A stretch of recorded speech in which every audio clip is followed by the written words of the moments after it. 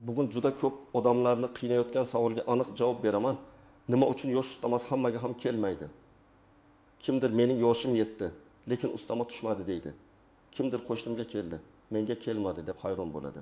Yana kimdir pensiyam oshishi kerak edi, lekin hisobimda o'zgarish yo'q deb xavotirga tushadi. Bu ma'lumot juda muhim, chunki u nafaqat hozir pensiya olayotganlarga, balki yaqin yillarda pensiyaga chiqadiganlarga, ishlayotganlarga, hujjatlarida kamchilik bo'lishi mumkin bo'lganlarga ham tegishli. Men bugun sizga oddiy tilda tushuntirib beraman. Yosh ustamasi deganda nima nazarda tutiladi? U kimlarga beriladi? Nima uchun ayrimlarga keladi-yu, ayrimlarga kelmaydi? Qaysi holatlarda odam o'zi harakat qilmasa pulni ola olmay qolishi mumkin? Videoni oxirigacha ko'ring, chunki eng ko'p xatolar aynan hujjat, yosh, pensiya turi va avtomatik hisoblash masalasida bo'ladi. Kanalga hoziroq obuna bo'ling. Videoga like bosing, chunki bunday tushuntirishlar ko'pchilikka kerak bo'ladi. Avvalo shuni tushunib olaylik, odamlar orasida yosh ustamasi deganda turli narsalar aralashib ketadi. Ba'zilar pensiya yoshiga yetganda beriladigan qo'shimcha to'lovni nazarda tutadi. Ba'zilar ma'lum yoshdan keyin pensiyaga qo'shiladigan ustamani nazarda tutadi. Yana ayrimlar ish joyidagi yoshi kattaligi yoki staj uchun beriladigan ustamani ham shu nom bilan ataydi. Shuning uchun birinchi xato aynan atamada bo'ladi. Odam menga yosh ustamasi kelishi kerak deydi. Lekin uning holati qonundagi boshqa toifaga tushishi mumkin. Avval ko'p jarayonlar qog'oz hujjatlar asosida yuritilgan. Odam pensiya jamg'armasiga, ijtimoiy himoya bo'limiga yoki ish joyidagi kadrlar bo'limiga borib ariza yozgan. Guvohnoma, pasport, mehnat daftarchasi, ma'lumotnoma olib kelgan. Hujjat topshirilgandan keyin mas'ul xodimlar tekshirgan, qaror qabul qilingan, keyin to'lov belgilangan. Bu jarayonda inson omili ko'p bo'lgan, kimdir o'z vaqtida borgan, kimdir bilmagan, kimdir hujjatini yo'qotgan, kimdir ish stajini tasdiqlay olmagan. Hozir esa ko'p narsalar elektron bazalar orqali tekshiriladi. Pasport ma'lumotlari, tug'ilgan sana, pensiya turi, ish staji, to'lov tarixi, bank kartasi yoki pochta orqali to'lov ma'lumotlari tizimda ko'rinishi kerak. Qog'ozdan elektron tizimga o'tish yaxshi, chunki bu qulaylik beradi. Lekin muammo ham bor. Agar bazada ma'lumot noto'g'ri bo'lsa, eski hujjatlar kiritilmagan bo'lsa, tug'ilgan sana xato tushgan bo'lsa, pensiya turi to'g'ri belgilanmagan bo'lsa, odamga ustama avtomatik chiqmay qolishi mumkin. Eng muhim narsani aytaman. Yoshning o'zi har doim ham pul kelishini anglatmaydi. Ya'ni men falon yoshga kirdim, demak albatta qo'shimcha pul tushishi kerak degan fikr hamma holatda to'g'ri emas. To'lovning kelishi uchun bir nechta shart bir vaqtning o'zida mos kelishi kerak. Shaxsning yoshi, pensiya turi, to'lovni olish maqomi hujjatlarning bazada to'g'ri aks etishi. Qonundagi toifa va ba'zan ariza berish tartibi ahamiyatli bo'ladi. Men amaliyotda ko'p ko'rgan birinchi holat, odam yosh bo'yicha huquqi bor deb o'ylaydi, lekin aslida u olayotgan to'lov boshqa turga kiradi. Masalan, fuqaro yoshga doir pensiya emas, nogironlikka doir pensiyasi yoki boquvchisini yo'qotganlik pensiyasi olayotgan bo'lishi mumkin. U men 60 yoshdan oshdim, menga yosh ustamasi qo'shilishi kerak deydi. Lekin tizimda uning pensiya turi boshqa bo'lsa, ustama avtomatik qo'shilmasligi mumkin yoki boshqa tartibda ko'rib chiqiladi. Shu sababli birinchi navbatda siz qaysi turdagi pensiya yoki nafaqa olayotganingizni aniq bilishingiz kerak. Ikkinchi holat, yosh to'ldi, lekin oy hali yopilmagan yoki to'lov davri kelmagan. Masalan, odam 10 mart kuni kerakli yoshga kirdi. U 16 mart kuni kartasini tekshiradi va nega pul tushmadi deydi. Ko'p to'lovlar oyma-oy belgilangan grafik asosida amalga oshiriladi. Ba'zan ustama keyingi oydan hisoblanadi, ba'zan qayta hisoblash bo'ladi, ba'zan qaror chiqarilgan sanadan keyin tushadi.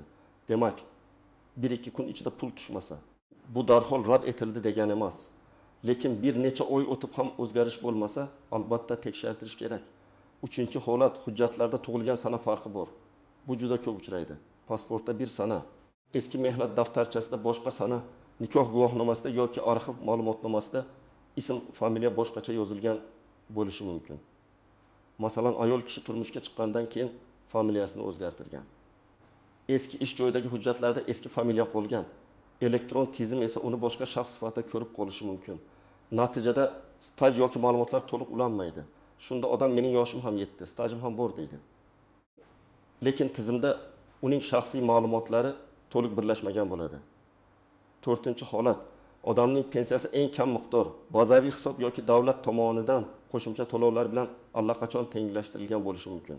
Ba'zan fuqarolar ustama qo'shilsa, alohida katta summa keladi deb o'ylaydi. Aslida ayrim to'lovlar umumiy pensiya tarkibiga qo'shilib ko'rinadi.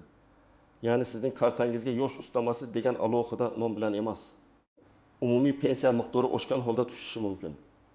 Shuning uchun faqat kartaga tushgan summani emas, pensiya hisob-kitob varaqasini ham ko'rish kerak. Oddiy misol olaylik. Ota 75 yoshga kirgan deb tasavvur qilamiz. U har oy 1 million 200 ming so'm pensiya olgan. Qonunga ko'ra unga ma'lum yoshdan keyin qo'shimcha ustama berilishi kerak bo'lsa, bu 1 million 200 mingning ustiga qo'shilishi mumkin. Lekin agar oldingi oyda u kompensatsiya, qayta hisoblash, qarzdorlik yoki indeksatsiya sababli vaqtincha ko'proq olgan bo'lsa, keyingi oy menga kamayib tushdi deb o'ylashi mumkin. Aslida esa bir oyda bir martalik qo'shimcha bo'lgan.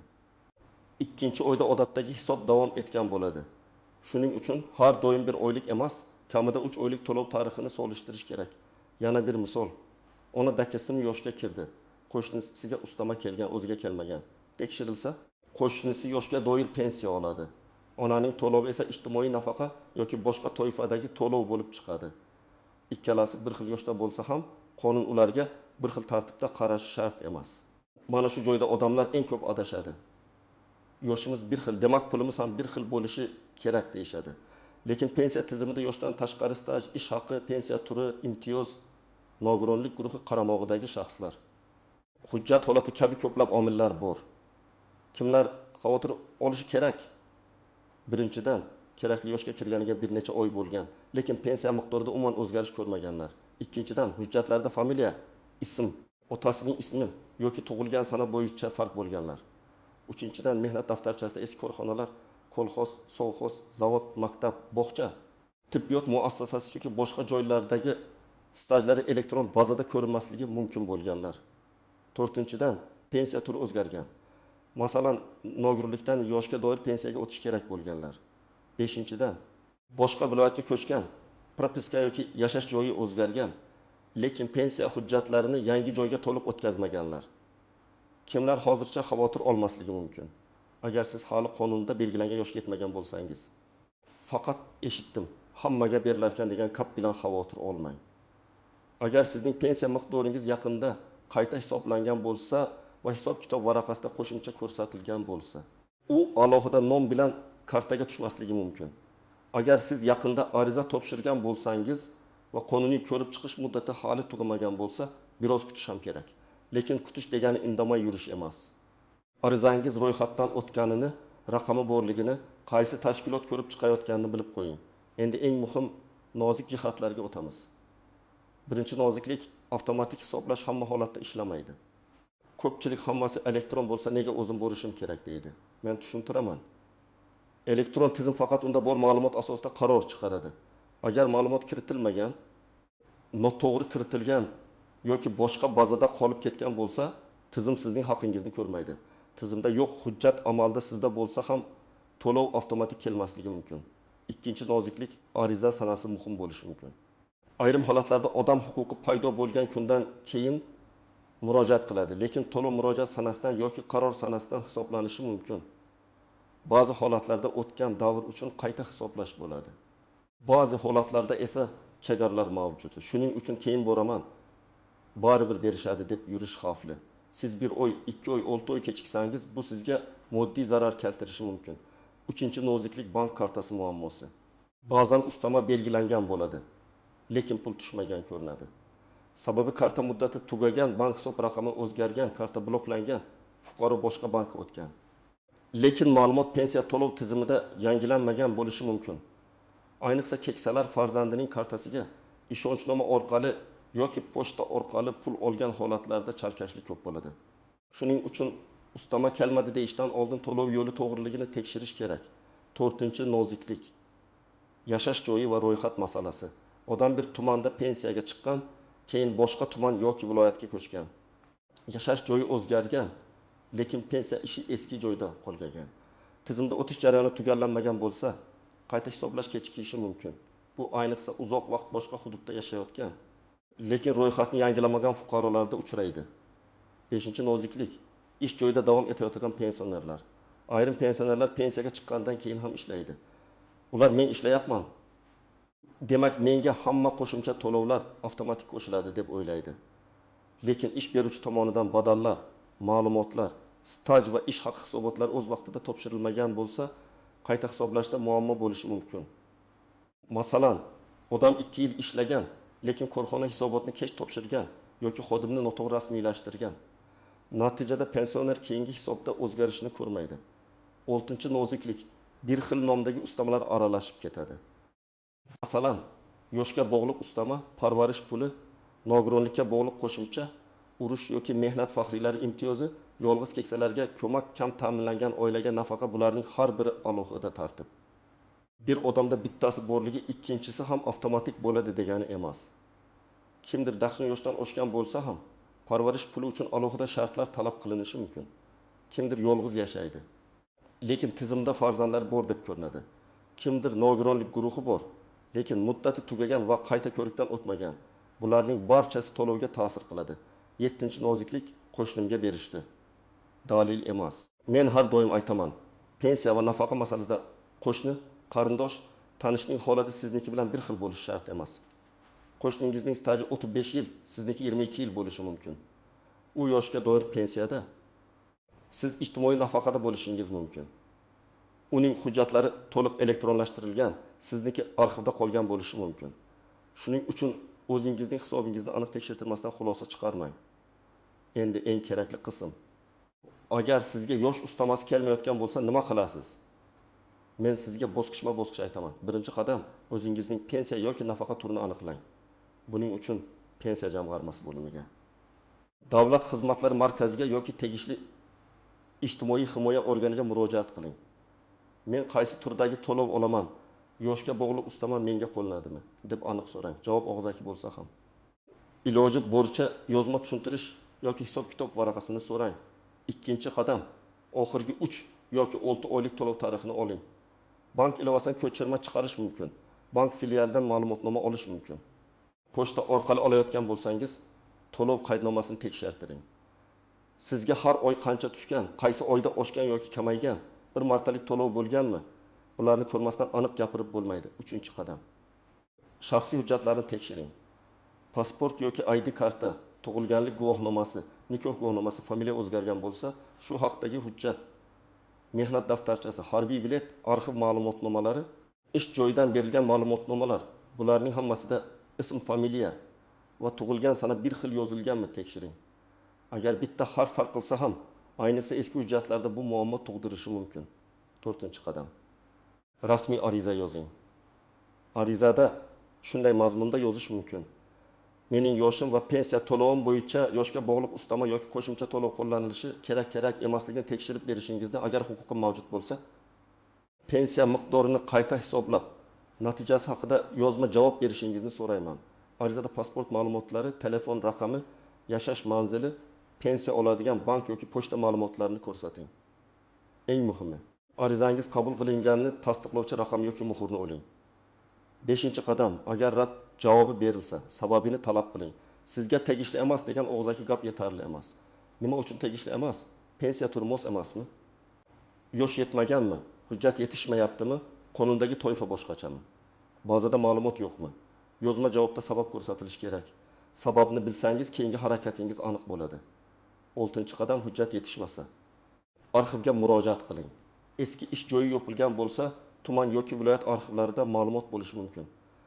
Masalan, kolxozda ishlagan davr, maktabda o'qituvchi bo'lib ishlagan davr, zavoddagi ish staji, tibbiyot muassasasidagi xizmat yillari arxiv hujjatlari bilan tasdiqlanadi.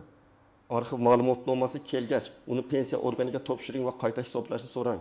7-qadam, bank va karta masalasini alohida tekshiring. Karta faolmi, muddat tugamaganmi, hisob raqami to'g'rimi, pensiya aynan qaysi kartaga biriktirilgan, buni bankdan bilib oling. Agar karta o'zgargan bo'lsa, pensiya to'lov organiga yangi hisob ma'lumotlarini topshirish kerak bo'lishi mumkin. 8-qadam, agar javobdan norozi bo'lsangiz, yugurib turuvchi tashkilotga murojaat qiling. Avval tuman bo'limi, keyin viloyat boshqarmasi, zarur bo'lsa respublika darajasidagi murojaat portallari orqali yozishingiz mumkin. Murojaatda hissiyot bilan emas, fakt bilan yozing. Qachon yoshga kirdingiz? Qachon murojaat qildingiz? Qanday javob oldingiz? Qaysi hujjatlar bor? Nimani so'rayapsiz? Hujjatlarning nusxasini ilova qiling. Men yana bir narsani alohida ta'kidlayman. Hech qachon hujjatning asl nusxasini nazoratsiz qoldirmang. Asl nusxani ko'rsatish mumkin, lekin topshirayotganda nusxa qabul qilinganligi haqida belgi, ro'yxat yoki tilxat bo'lishi kerak. Ayniqsa mehnat daftarchasi, arxiv ma'lumotnomasi, sud qarori, nikoh yoki tug'ilganlik guvohnomasi kabi hujjatlar yo'qolsa, tiklash ancha vaqt oladi. Demak, yosh ustamasi hammaga ham bir xil tartibda kelmasligining asosiy sabablari bor. Hamma bir xil pensiya turida emas, hujjatlar bazada to'liq bo'lmasligi mumkin. Tug'ilgan sana yoki familiyada farq bo'lishi mumkin. Ariza talab qilinadigan holatlar bo'lishi mumkin. Bank yoki yashash joyi ma'lumotlari yangilanmagan bo'lishi mumkin. Eng muhimi, faqat yoshning o'zi yetarli emas, qonundagi shartlar to'liq mos kelishi kerak. Men sizga maslahat beraman. Agar sizda shubha bo'lsa, kutib yurmasdan hisobingizni tekshirtiring. Pensiya turini aniqlang, to'lov tarixini oling, hujjatlarni solishtiring, rasmiy ariza yozing va yozma javob talab qiling. Shunda siz eshitdim, aytishdi. Qo'shnimga kelibdi degan gaplar bilan emas, aniq hujjat va aniq hisob-kitob bilan harakat qilasiz. Agar sizda ham yosh ustamasi kelmagan bo'lsa yoki yaqinlaringizda shunday muammo bo'lsa, izohlarda yozing. Yoshingiz nechada? Qanday to'lov olasiz? Qaysi muammo bo'lyapti? Men keyingi videolarda eng ko'p uchraydigan savollarga alohida javob beraman. Videoga like bosing, kanalga obuna bo'ling va bu videoni ota-onangiz, bobo-buvingiz, qarindoshlaringizga yuboring. Chunki bitta to'g'ri ma'lumot odamning o'z haqini vaqtida olishiga yordam beradi.